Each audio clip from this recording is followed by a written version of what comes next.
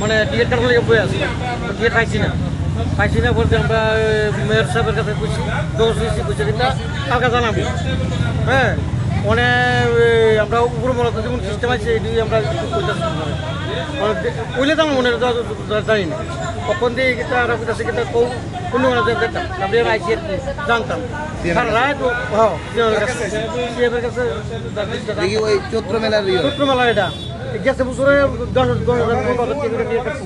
মানে মানুষের কিনা বেশি, আর এবারে দেখতেছি কিনা লাগে আমরা আছি মনে হয় 22 জন আছি। কটার সময় লাইন ধরছেন? রাত্রে 11টা অনুমন্ত। তখন সিএম স্যারের লাগে দেখা করতে পারছেন? না সিএম স্যারের লোক দেখা করতে পারতেছে, স্যারের লাগে কথা বলতে সিএম স্যার যা কইছে তাও ঠিক আছে।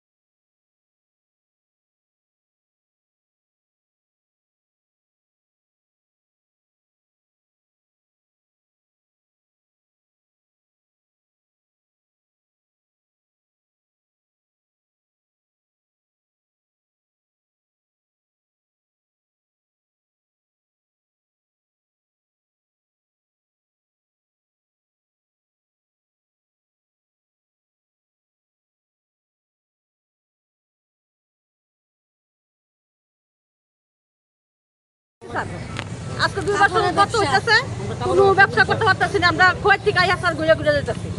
হ্যাঁ, তারা 200, 150, 200 করে ফর্ম দিলায়, আর এরপর দেওয়ার পর তারা করে ফর্ম নেই, এরপর আমরা জানামু, আপনারা ফোন করে জানামু। তখন আমরা প্রশ্ন করছি আপনারা কি ইলেকশন এই যে 14 মেলার রিজার্ভেশন গেলে গানি আমরা জানাইবেন, এই দুঃখ পাই স্যার। আমরা এখানে কার কাছে আইছেন আপনারা?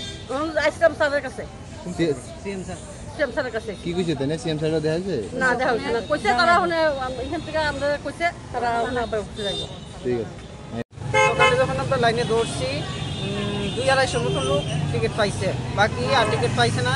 তারা টিকিট মানে আছে কি না নাই কিছু কইছে না, চট করে গেছে।